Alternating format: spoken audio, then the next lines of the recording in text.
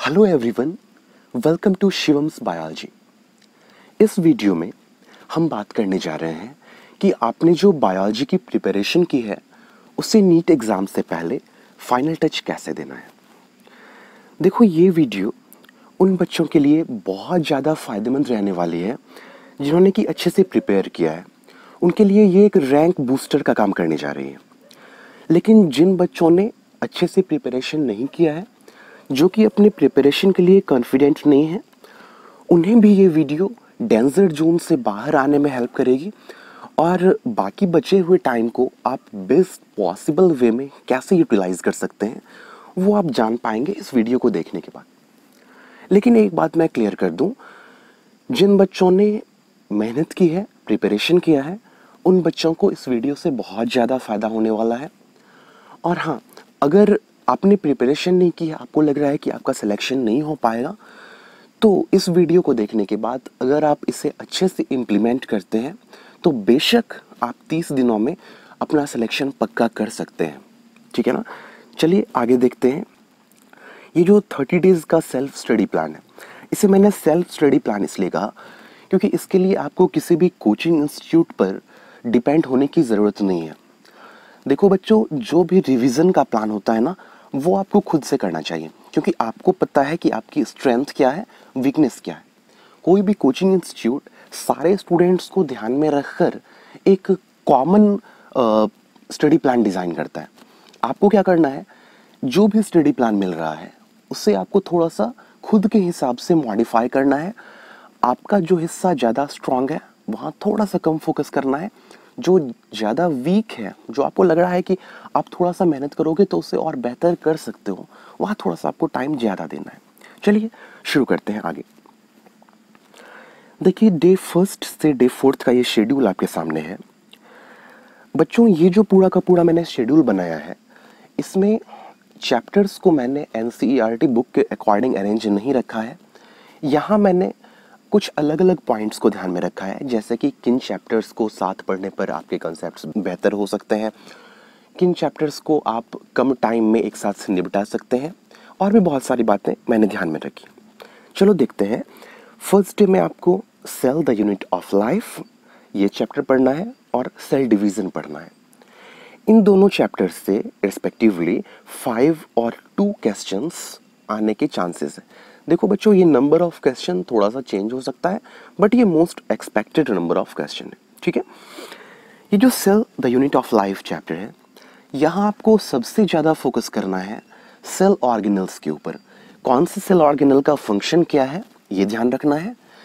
इसके बाद जो सेल थ्योरी से रिलेटेड कॉन्सेप्ट्स हैं वो ध्यान देना है।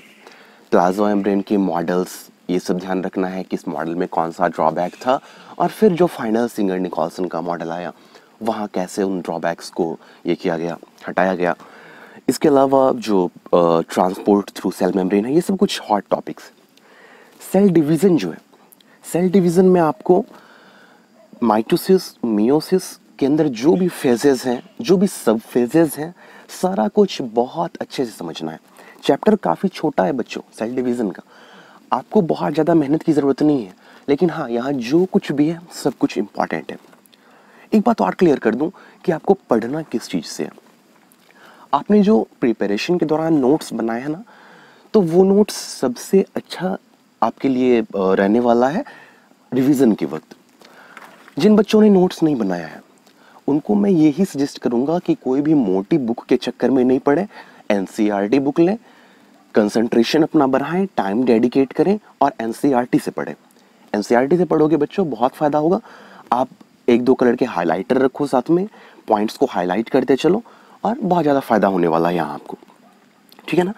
चलिए, इसके बाद सेकेंड डे में आपको बायोमॉलिक्यूल्स देखना है। 2 क्वेश्चंस आ सकते हैं इससे। फिर थर्ड डे में आपको द लिविंग वर्ल्ड चैप्टर देखना है। काफ़ी छोटा सा चैप्टर है, और बायोलॉजिकल क्लासिफिकेशन। इन दोनों चैप्टर्स को आप देख लेंगे।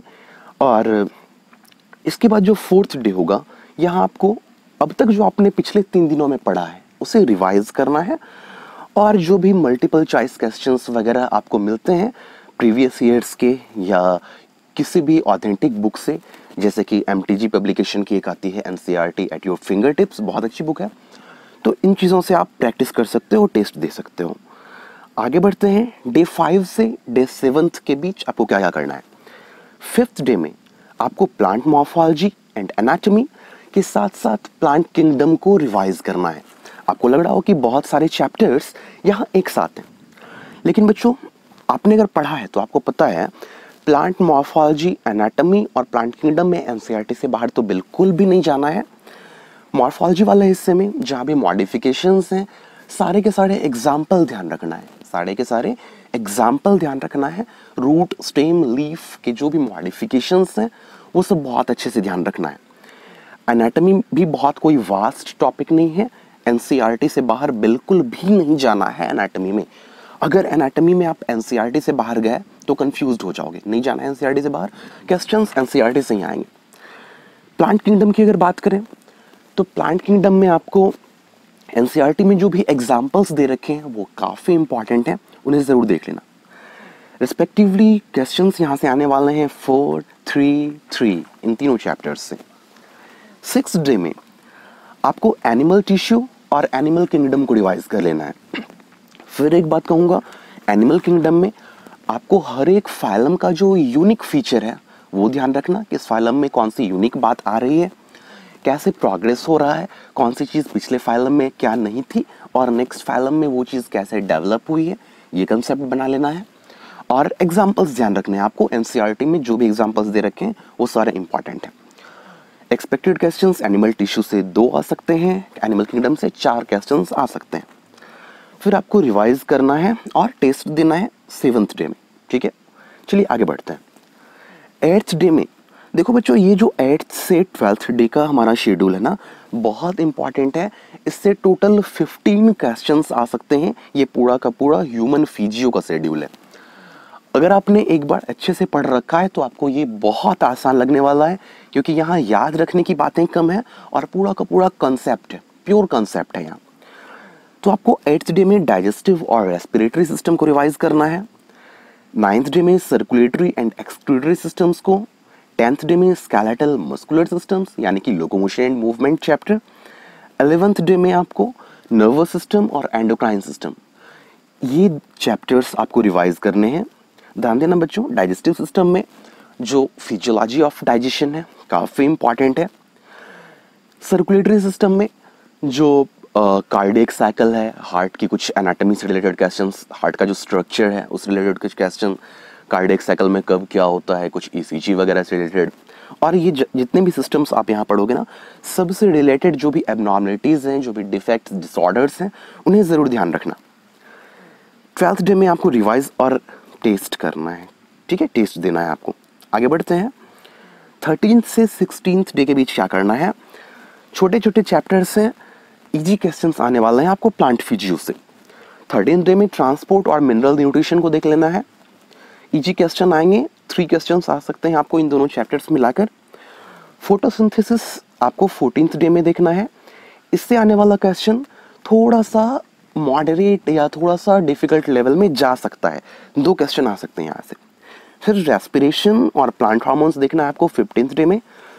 रेस्पिरेशन से मॉडरेट लेवल का क्वेश्चन आएगा और प्लांट हार्मोन से जो भी क्वेश्चन आएंगे वो बिल्कुल इजी क्वेश्चन आने वाले हैं, ठीक है ना।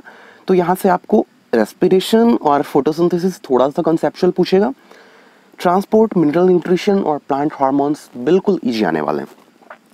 16th डे में रिवाइज और टेस्ट करना है आपको, टेस्ट लेना है, खुद को इवैल्यूएट करना है। चलिए आगे देखते हैं। 17th से 20th डे के बीच आपको क्या करना है। 17th डे में 17वें दिन आपको रिप्रोडक्शन इन ऑर्गेनिजम्स और सेक्सुअल रिप्रो इन प्लांट्स, इन दोनों चैप्टर्स को देखना है। आप समझ चुके होंगे कि हम अब क्लास 12th के सिलेबस में एंटर कर चुके हैं। यहाँ से आपको टोटल 5 क्वेश्चंस मिल जाएंगे।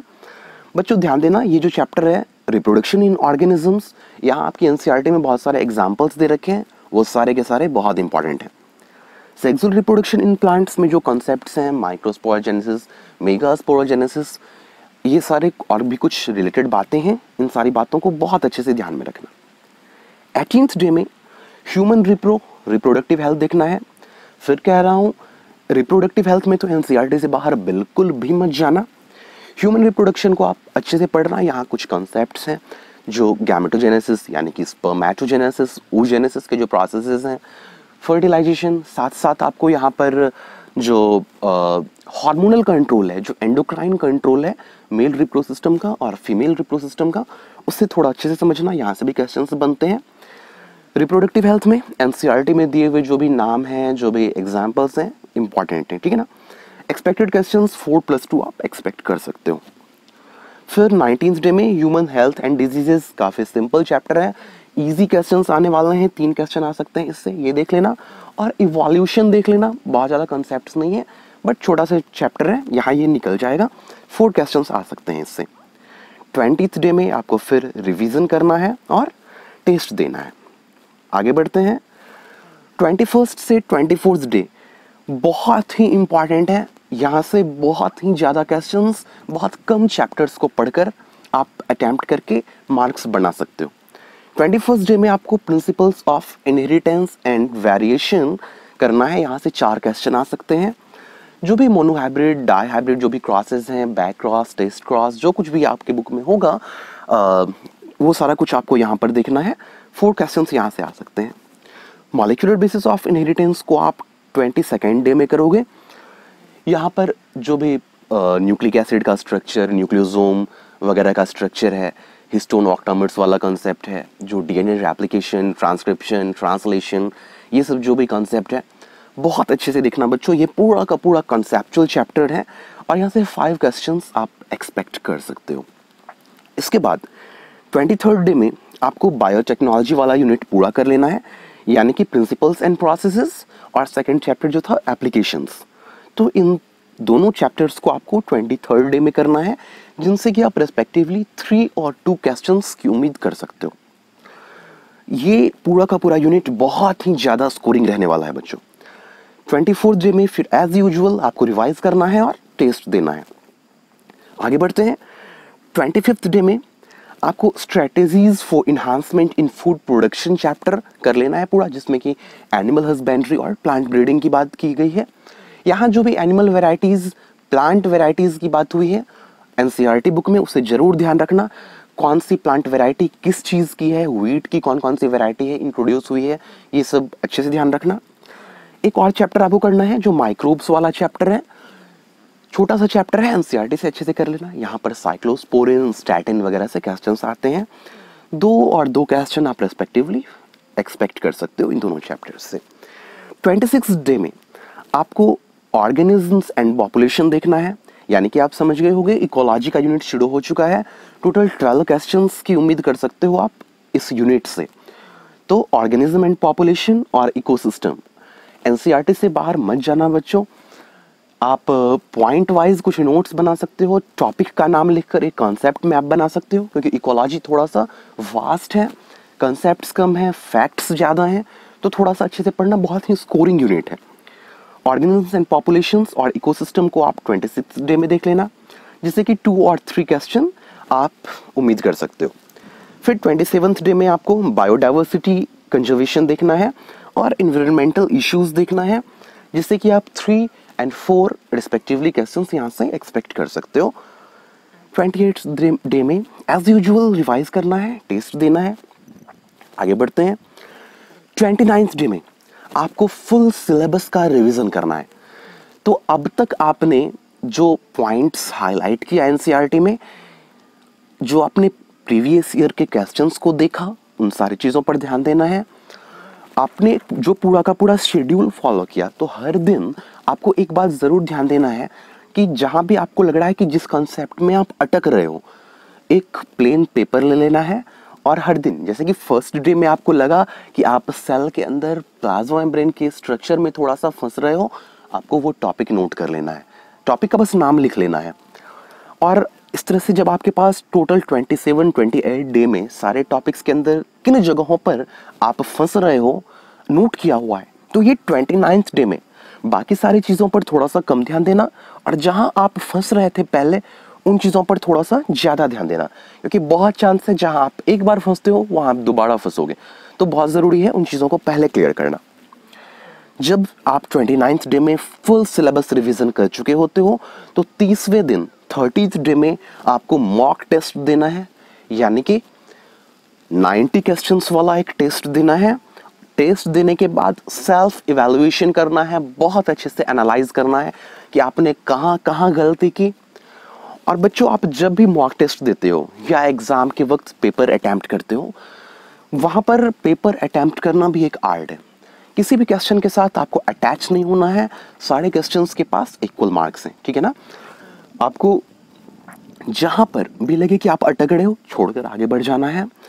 बहुत ज्यादा दिमाग नहीं लगाना है, क्योंकि आप किसी दूसरे क्वेश्चन को कम टाइम लगाकर बेहतर तरीके से सॉल्व कर पाओगे, ठीक है ना। तो इन 30 दिनों में हमने पूरा का पूरा सिलेबस कवर किया, वीक पॉइंट्स को देखा, स्ट्रॉन्ग पॉइंट्स क्या हैं वो जाना, रिवाइज किया, ठीक है ना। चलो आगे देख लें जो मोस्ट स्कोरिंग एरियाज हैं। जिन बच्चों के पास बहुत ज़्यादा टाइम नहीं है या जिन्हें लगता है कि वो बहुत कुछ नहीं कर पा रहे हैं, उन्हें क्या सब करना है, साइटोलॉजी कर लेना है। साइटोलॉजी में जो सेल बायोलॉजी वाला जो पूरा का पूरा यूनिट है, जिसमें कि cell structure, function, cell division और बायोमोलेक्यूल्स हैं, यहाँ से आप 9 क्वेश्चंस एक्सपेक्ट कर सकते हो, जिनका की लेवल इजी से मॉडरेट के बीच रहने वाला है। जेनेटिक्स बहुत ही स्कोरिंग यूनिट है बच्चों, 9 क्वेश्चंस एक्सपेक्ट कर सकते हो।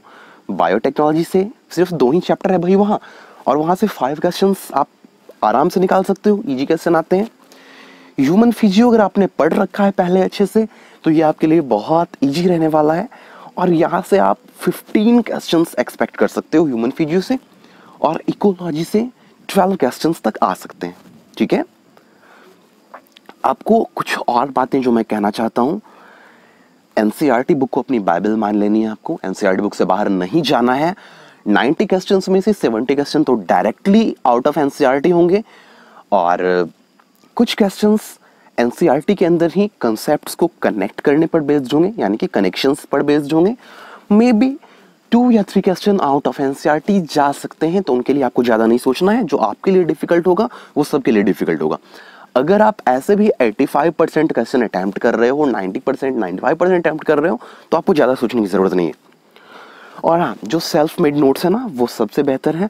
आप किसी और बच्चे के बनाए हुए नोट्स पर कभी डिपेंड मत होना, उससे आपको ज़्यादा फायदा नहीं होगा, ठीक है ना। एक और बात कि जब भी आप टेस्ट देते हो तो उसके बाद आपको डीप एनालिसिस करना बहुत ज़्यादा ज़रूरी है, क्योंकि एनालिसिस के बिना टेस्ट की कोई वैल्यू नहीं रह जाती है, ठीक है ना। आपको कोई भी अननेसेसरी प्रेशर नहीं लेना है, एंग्जियस नहीं होना है, एकदम आराम से प्रिपेयर करते रहना है, ठीक है ना। एकदम कूल रहना है, बस अपना काम करते जाना है। आगे क्या होगा बिल्कुल नहीं सोचना है, जस्ट माइंड योर वर्क, उसके अलावा कुछ भी नहीं करना है। और हाँ, पढ़ाई के चक्कर में कभी खाना और सोना नहीं छोड़ना है। ये बात मैं बार बार रिपीट करता हूँ अपने क्लासेस में भी, और अभी यहाँ भी कह रहा हूँ आपको। पढ़ाई करनी है, बहुत अच्छे से करनी है, लेकिन बैलेंस डाइट लेते रहना है, और एडिक्वेट स्लीप लेना है, साउंड स्लीप लेना है। सोने में कोई कॉम्प्रोमाइज़ नहीं करना है, अच्छे से सोना है, क्योंकि आपकी मशीन को रेस्ट की आवश्यकता होती है। अगर आप अच्छे से नहीं सोओगे, स्लीप डिप्राइव्ड हो जाओगे, तो आपका दिमाग उतना ज़्यादा कंसस नहीं रह पाएगा, उतने ज़्यादा लॉजिकली वो चीज़ों को नहीं सोच पाएगा, ठीक है ना। और फुल एंड फाइनल आपको एक बात हमेशा ध्यान रखना है, do your best, God will take care of the rest. अपना काम करो आप, बाकी काम भगवान पे छोड़ दो, ठीक है ना। जो तू नहीं कर पाया वो भगवान करेगा, किसी सॉन्ग का लाइन है। तो ये बात बिल्कुल सही है बच्चों, ज़्यादा नहीं सोचना है, बस अपना काम करते रहना है, ठीक है। ऑल द बेस्ट आपके एग्ज़ाम के लिए। अगर आपको कोई डाउट है, कोई क्वेरीज है, तो आप कमेंट्स के माध्यम से मुझसे पूछ सकते हो, और मैं सारे कमेंट्स को देखता हूँ। जिन भी कमेंट्स पर मुझे जवाब देने की ज़रूरत दिखती है वो हमें बिल्कुल जवाब देता हूँ, ठीक है ना। तो आप कोई भी डाउट हो, कोई कन्फ्यूज़न हो, exam related, preparation related, academics related, कुछ भी प्रॉब्लम हो, आप कमेंट्स में मुझसे पूछ सकते हो। Thanks for watching the video. Thank you.